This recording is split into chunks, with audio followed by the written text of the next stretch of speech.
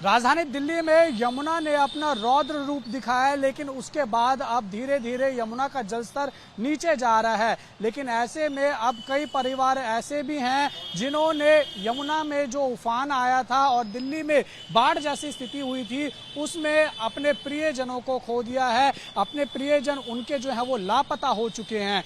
ऐसा ही एक परिवार इस वक्त हमारे साथ मौजूद है, आप देख सकते हैं। इनसे बातचीत करेंगे आखिर क्या कुछ हुआ है इस दिल्ली की इस बाढ़ में, का कौन सा प्रियजन जो है वो मिसिंग है, लापता है। बातचीत करेंगे।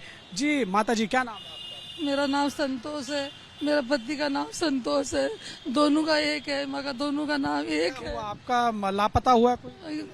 क्या हस्बैंड लापता? हाँ, मेरा लापता। फैक्ट्री से आ रहे थे, जंगल वाले रास्ते में घुस गए थे, अब पता नहीं कहाँ गए, अब मिल नहीं रहा है। क्या करूँ, मेरी तो दुनिया थी बाबा। मंगलवार शाम को हुआ था हमारे साथ। मंगलवार को शाम को कौन फैक्ट्री से मेरी बात भी कई बार मेरी अम्मा से इतनी बात होती है, इतनी बात होती है, हम दिन भर इतनी बात करते हैं।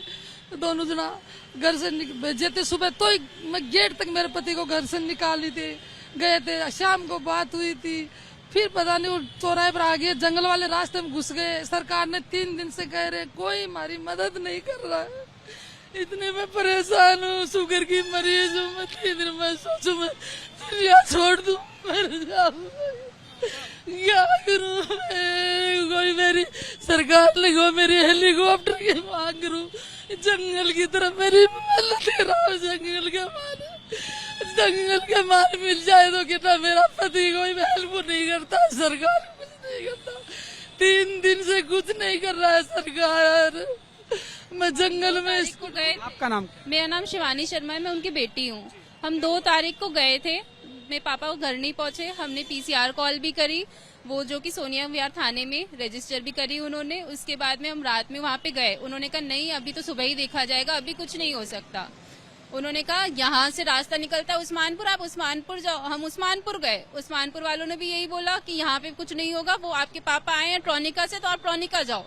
हम ट्रॉनिका भी गए, वहाँ पे भी हमारी लिखी गई, बट उसको रजिस्टर नहीं किया गया। पूरी रात हम कोशिश करते रहे, किसी ने कोई मदद नहीं करी।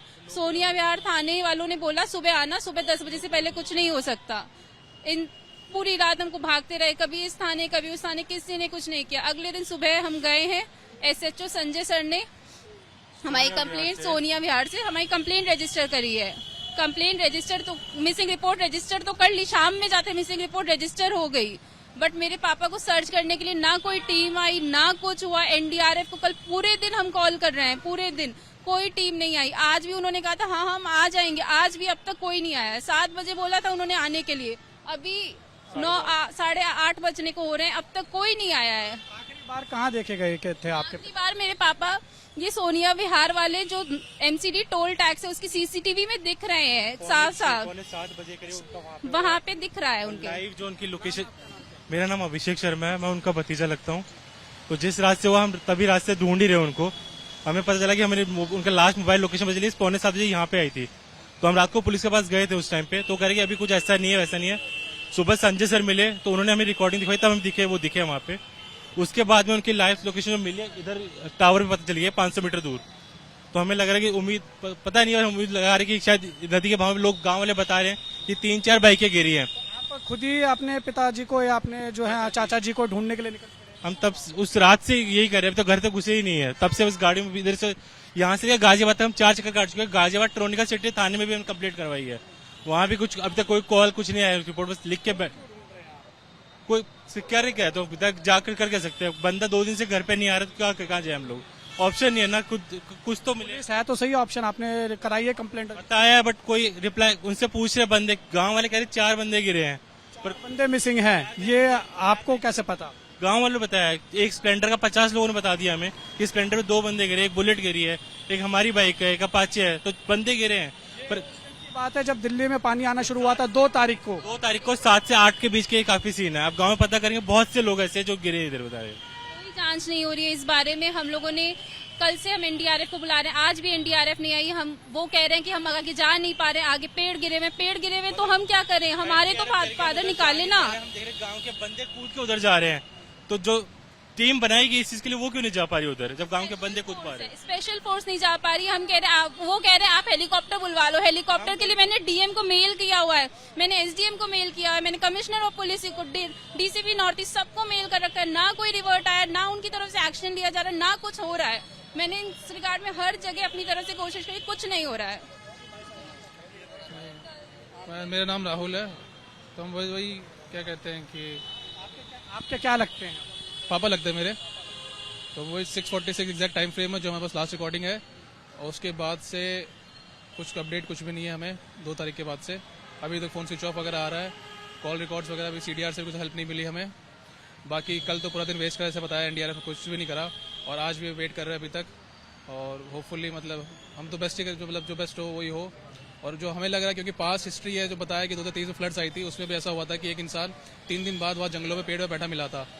तो हम वही चाहते हैं कि जल्दी एसडीएम या डीएम जो भी एक्शन ले, चॉपर से रेस्क्यू के बाद जंगल सर्च कराए, वहाँ कुछ मिल जाए। उसके अलावा और भी एंगल एक्सप्लोर करें, क्योंकि जो लास्ट रिकॉर्डिंग है वो सोनिया वेयर एमसीडी की है, 6:46 एग्जैक्ट टाइम फ्रेम है। जी, अब आप बताइए कि आप सरकार और प्रशासन से क्या गुहार लगाना चाहेंगे, क्या कहें? मैं सरकार से पहले तो जंगल की छानबीन करवाना चाहती हूँ, हेलीकॉप्टर की मांग करवा चाहती हूँ। मेरा पति ने लिली पैंट पहने, अंगूरी कलर का शर्ट है, सफेद जूते है। मैंने कपड़े सुबह बनाए, सारे ये कपड़े पहन के गए थे जंगल के। मेरा नहीं, और भी कई लोग हैं। मैं मेरे संतोष का बड़ा भाई हूँ, परिवार में सबसे बड़ा होने नाते मेरी हालत बहुत खराब हो रखी है। परिवार को संभालना मेरे लिए बहुत मुश्किल हो रखा है।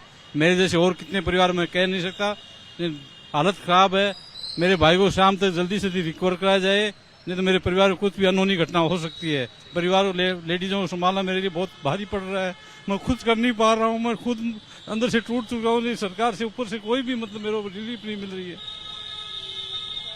आपने देखा, ये वो लोग थे जिन्होंने दिल्ली की इस बाढ़ जैसी स्थिति में अपने प्रियजनों को लापता होते हुए देखा है, और ये दर दर भटक रहे हैं। खुद ही इन्होंने ये बीड़ा लिया है कि ये अपने जो इनके लोग मिसिंग हुए, इनके प्रियजन मिसिंग हुए हैं, इनके जो पति हैं वो मिसिंग हुए हैं, ये अपने पिता को ढूंढ रही हैं और दर दर ये भटक रहे हैं। फोटो लोगों को दिखा रहे हैं, सरकार और प्रशासन से गुहार लगा रहे हैं कि इनके जो घर में लोग ये मिसिंग हुए हैं, इनको जो है वो जल्द से जल्द ढूंढा जाए। ऐसा एक परिवार हमें मिला है, तो सोचिए दिल्ली की इस बाढ़ जैसी स्थिति में कितने परिवारों ने जो अपने प्रियजनों को जो है वो लापता होते हुए देखा होगा, उनके कितने लोग लापता हुए होंगे। तो कहीं ना कहीं ये एक सवाल जो है जरूर प्रशासन और सरकार के सामने चिंता का विषय जरूर बनेगा कि जो लोग लापता हुए हैं उनको जल्द से जल्द जो है वो ढूंढा जाए, क्योंकि जो यमुना का जल स्तर था वो काफी ज्यादा बढ़ा हुआ था, जिसके बाद जो है पानी गांव तक में घुस गया, घरों के घर सैलाब में जो है कहीं ना कहीं डूब गए। तो ये एक मुहिम है एबीपी न्यूज की कि ऐसे लोगों की हम मदद करें जो लोग दिल्ली में इस जो बाढ़ जैसी स्थिति में जो है वो लापता हुआ, उनके परिवारजनों के लिए एबीपी न्यूज जो है वो कहीं ना कहीं अपनी आवाज उठाता हुआ आगे भी आपको जो है कहीं ना कहीं दिखाई देगा। और आप अभी भी देख सकते हैं यहाँ पर पूरा परिवार है, बेबस है, लाचार है, और आंखों में एक उम्मीद है, आंखों में ये इनके आस है कि इनका जो परिवार से जना लापता हुआ है वो इनको वापस मिले और सुरक्षित मिले।